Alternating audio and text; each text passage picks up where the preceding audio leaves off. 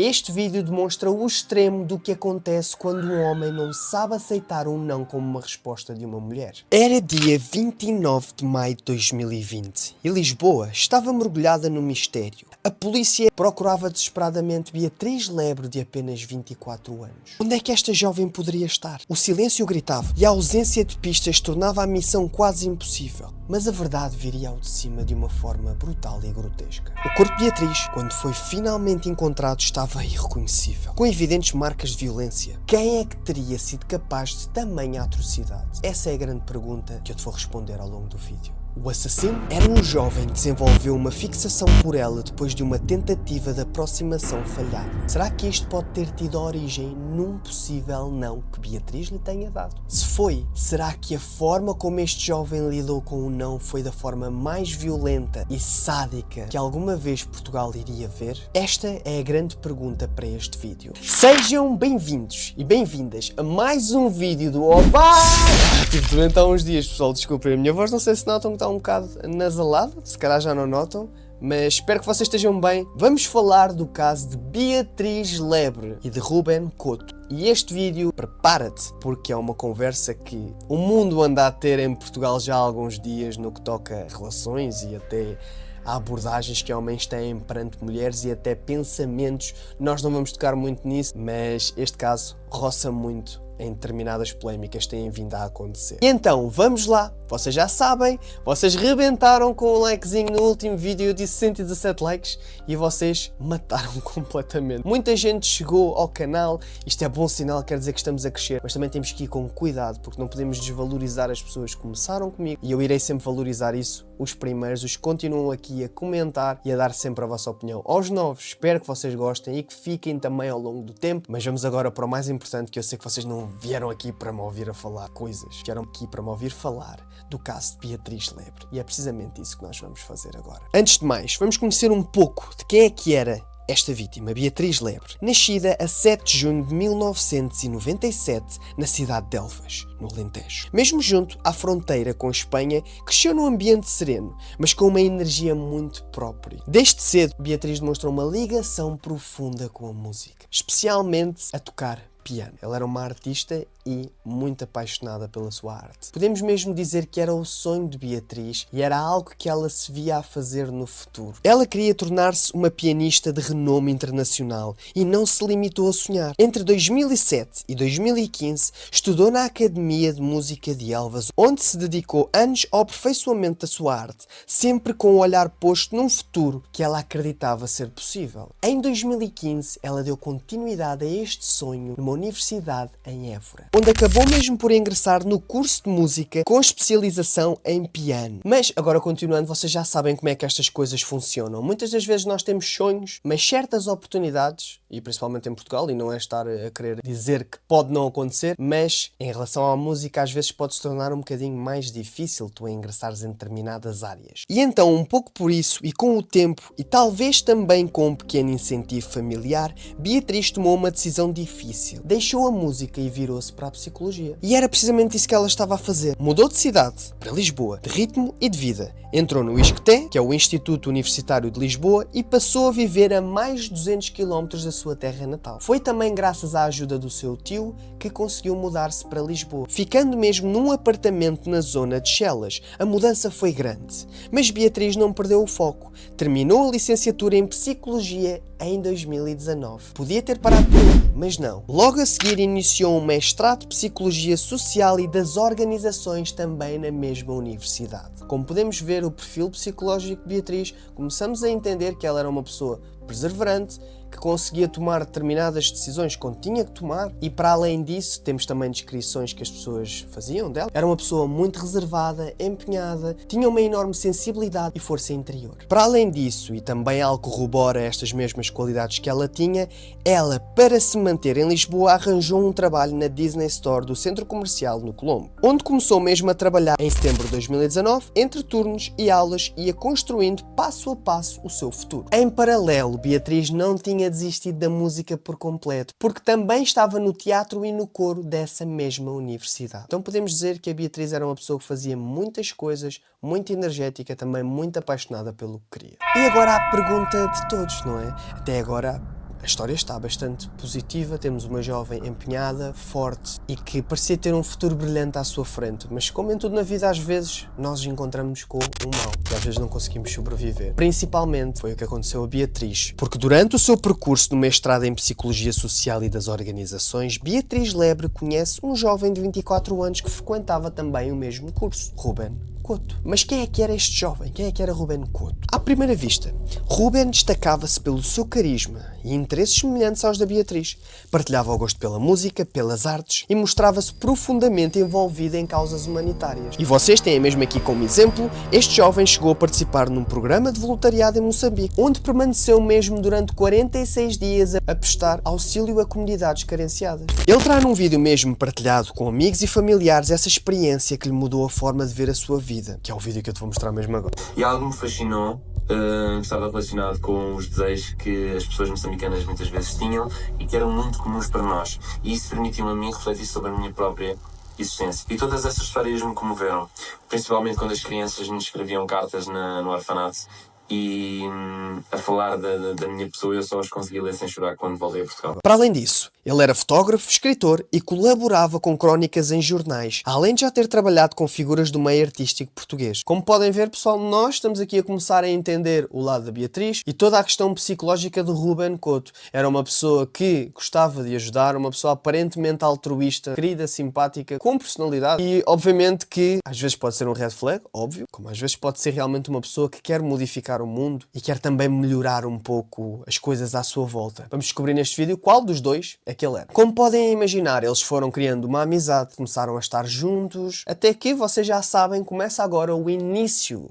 de um fim trágico. Naquela altura, Beatriz começou a ver os frutos que ela estava a começar a colher, não é? Das decisões que ela tinha tomado. Aos 23 anos já tinha mesmo terminado a sua licenciatura e estava a meio de um mestrado muito exigente no ISCTE. Vivia de forma independente em Lisboa e conseguia sustentar-se também com o trabalho que ela tinha no Colombo. Como nós podemos ver, já é um sinal de sucesso. É um sinal de uma pessoa que quer mais do seu futuro e quer ter sucesso. Para além disso, para perceberem, ela tinha uma relação amorosa com o rapaz na cidade natal, em Elvas. Uma ligação que, apesar da distância, continuava muito forte. No entanto, no ano 2020, eu acho que vocês se lembram que este ano é um marco que, às vezes, é um mau sinal para muitos casos, porque as pessoas começam a ficar em casa e também aconteceram muitos crimes por causa disso.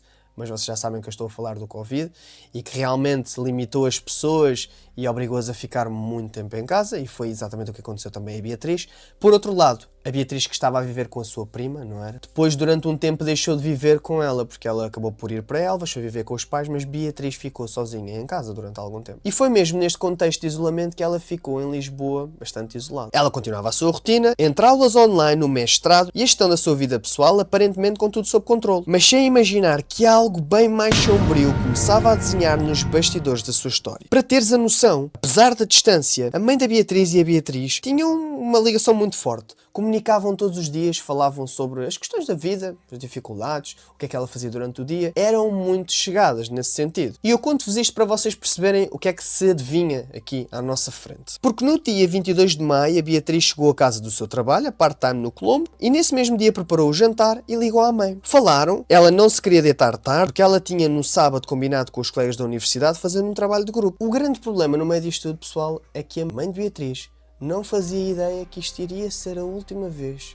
que iria ouvir a voz da filha. No dia 23 de maio de 2020, a Beatriz teria de fazer um trabalho, como eu vos disse há pouco, mas não apareceu. Foi logo um comportamento estranho, porque ela não era de faltar. Ao longo do dia, a mãe também a tentou contactar sem sucesso. Ela começou a ficar preocupada, claramente, porque não era mesmo uma coisa que Beatriz fizesse. De repente, Paula Lebre, mãe de Beatriz, recebe uma chamada inesperada de um número que não conhecia. Do outro lado da linha, um homem chamado Ruben Couto. Dizia que era amigo de Beatriz Lebre. E nessa chamada, Paula percebeu que o jovem estava claramente preocupado. Segundo ele já não conseguia entrar em contato com a Beatriz há algum tempo. Depois disso, com a preocupação a crescer cada vez mais, ela decide mesmo ir ver a filha a Lisboa, ver o que é que se estava a passar. Ela, antes de ir, obviamente, conseguiu a chave do apartamento dela, não é? E sem perder tempo, fez a estrada. Foram 200 km que a mãe de Beatriz percorreu, mas eu quero que vocês só imaginem O que era vocês estarem 200 km preocupados com alguém que vocês realmente gostam? Não me parece que tenha sido agradável, mas foi precisamente isso que a mãe de Beatriz teve que fazer. Mal chegou, Ruben Couto, muito prestável, ajudou-a. Entraram os dois no apartamento e o que viram foi só muito estranho. Ao entrarem, depararam-se com um cenário inquietante, no mínimo. O telemóvel de Beatriz estava em cima da mesa da cozinha. Ao lado da carteira com os documentos e cartões também havia um prato com comida. Um prato que parecia que não tinha sido terminado. Pareceu quase que ela tivesse saído à pressa de casa. Mas o que é que poderia ter acontecido? Estranho, não é? Porque se alguém tivesse arrombado a porta,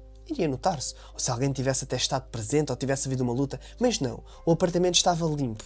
Não havia sinais de nada. Claramente, e como vocês podem imaginar, os pais ficaram muito preocupados com esta ausência. E foi então que Ruben muito prestável, alguém que ajudou muito na investigação. E um dos primeiros comportamentos que ele teve foi fazer um grupo de WhatsApp, algo que até poderia ajudar a reunir todos os amigos, conhecidos de Beatriz, e até que ele conhecia, e para que, obviamente, que estes amigos ou conhecidos tivessem visto talvez a Beatriz em algum lado. No entanto, enquanto isso estava a acontecer, e obviamente com a ajuda de Ruben Couto muito prestável, Paula dirigiu-se à esquadra da PSP e registou oficialmente o desaparecimento da filha. A partir daí, o caso passou para as mãos da Polícia Judiciária de Lisboa. O que ninguém sabia era que deste mistério iria aparecer uma verdade muito desconcertante e sombria. Naturalmente, os agentes da polícia dirigiram-se para a casa de Beatriz, tentar perceber se havia ali algum indício de rapto, de algo que pudesse ter acontecido que indiciasse onde é que Beatriz poderia estar. Mal chegam, reparam que o ambiente estava calmo, intacto, sem qualquer indício de crime à primeira vista, nem sinais de luta, como eu tinha dito há pouco.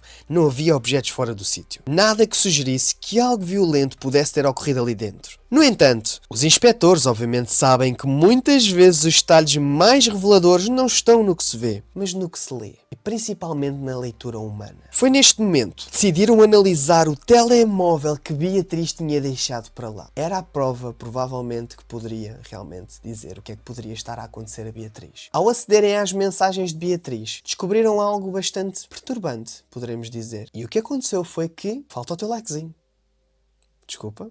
Temos uma meta para bater. 150 likes. Não tinha dado ainda. Desculpem, um bocado esquecido. 150, ok? Então vamos lá descobrir o que é que a polícia verificou nas mensagens de Beatriz. A polícia descobriu mensagens entre Beatriz e outra pessoa. Uma pessoa que estava a ajudar bastante na investigação e que dizia que não fazia ideia onde é que a Beatriz poderia estar.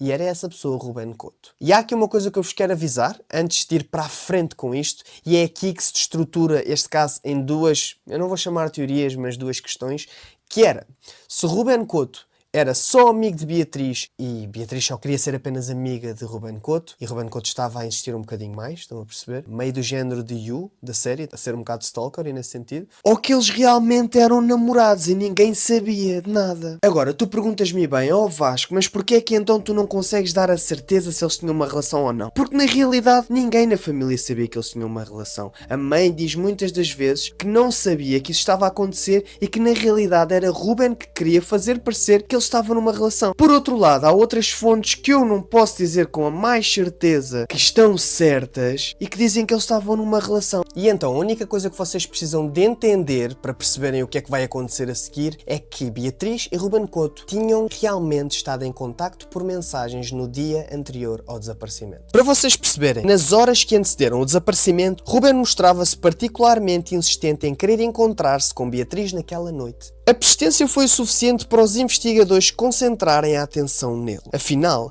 até àquele momento, nenhuma outra pista ou contacto recente parecia relevante. E embora ainda não houvesse certezas, a ligação entre os dois passou a ser considerada a linha principal desta investigação. O comportamento dele suspeito, ao querer ajudar, ao querer ser o bom samaritano, às vezes pode trazer más intenções, como outras vezes pode não trazer. Mas neste caso, se calhar até poderia trazer más intenções. Este comportamento, aliado ao facto de ter sido a última pessoa a tentar marcar um encontro com ela, fez com que Ruben se tornasse a figura central da investigação. Então chegamos aqui ao nosso primeiro suspeito, Ruben Couto. Por causa disso, os investigadores decidiram avançar com diligências no seu círculo pessoal. Foi então que, após visitarem a casa onde ele residia com os pais e obterem a autorização para revistar o carro da família, foram encontrados vestígios de sangue no interior do carro. Este detalhe passou a representar a primeira evidência física de potencial relevância criminal. E com isso, Ruben foi chamado a prestar declarações formais no âmbito do desaparecimento de Beatriz. E foi então, com estas pistas, com estas suspeitas, que no dia 27 17 de maio de 2020, 5 dias após o desaparecimento de Beatriz, Ruben foi conduzido à esquadra para prestar declarações. A imagem que ele projetava era de uma pessoa gentil, tranquila e alegre, traços que eu já vos tinha referido mesmo há pouco. Parecia ser um jovem normal. Ruben também era descrito como uma pessoa bastante ciumenta. Então, pessoal, é aqui e principalmente nesta altura do vídeo que as coisas começam a ficar confusas. E confusas porque eu não vos quero confundir. Porque existe realmente toda esta questão e das duas teorias de facto deles se calhar serem namorados ou não serem namorados. Ou seja, de acordo com a teoria deles serem namorados, isto foi o que aconteceu e eu vou-te contar agora. Supostamente, eles sendo namorados, no dia 20, quarta-feira, o casal, não é sendo eles um casal, vamos assumir isso, deslocou-se até Corroios, onde passaram a noite na casa dos pais de Ruben. Já na quinta-feira, dia 21 de maio, por volta das 13, regressaram a Lisboa. Ruben deixou Beatriz no apartamento, voltando depois para Corroios, que era onde ele vivia. Mais tarde, no mesmo dia, os dois voltaram a encontrar-se para um passeio na zona do Parque das Nações. Posteriormente, regressaram ao apartamento de Beatriz, onde passaram mais uma noite juntos. Agora, na manhã seguinte, 22 de maio, Ruben voltou para Corroios e foi mesmo nessa tarde que o convite que Ruben iria fazer iria alterar o rumo desta história para sempre. Isto assumindo que eles eram namorados. Foi depois de Beatriz ter dito que não queria estar com ele, e aqui podemos realmente tomar em conta a teoria deles serem amigos e namorados, ok? Vai dar ao mesmo. Beatriz recusou estar com ele num determinado dia, tanto como namorado ou como amigos. Para contar a história, neste momento, não interessa, ok? Neste caso, Beatriz recusou e Ruben passou-se completamente. Este não provoca-lhe uma sensação de fúria repentina e desproporcional. Movido por esta raiva, Ruben terá ido buscar um bastão de ferro, escondido no porta-bagagens do carro, e dirigiu-se até ao apartamento onde Beatriz vivia. Ele bate à porta. A Beatriz, obviamente, recebe.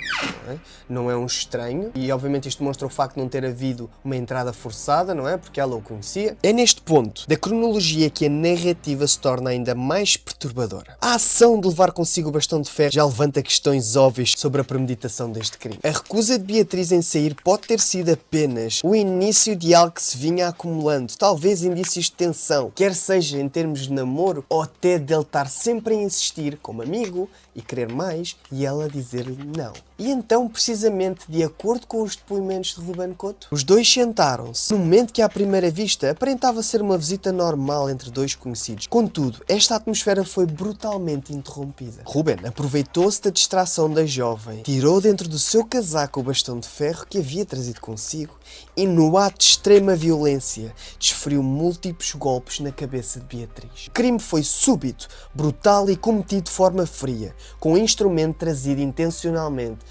Isto a mim traz-me muitas dúvidas da questão psicológica toda de Ruben Couto. Aqui era muito interessante nós termos acesso também a algo que poderá ter acontecido, tanto ex-namoradas que ele tenha tido, algum comportamento na escola que ele tenha tido quando era mais novo, porque, desculpem pessoal, uma pessoa que faz isto não está limpo a 100%. Na minha opinião. A versão de Ruben sugere que este ato foi desencadeado unicamente por uma recusa em sair naquela noite, que ao confirmar-se, revela-se de uma mente extremamente instável, dissimulada e emocionalmente desequilibrada. Agora, o que é mais doente é o que acontece a seguir. Ainda mais, né, Vasco? Não, já é doente o suficiente tudo, mas pronto. Ele fica 5 horas no apartamento com Beatriz e, obviamente, a limpá-lo. Lembram-se que ele estava completamente limpo. Então foi o que Ruben Couto fez. Limpou o apartamento de cima a baixo. Para além disso, também temos de ter uma coisa em conta.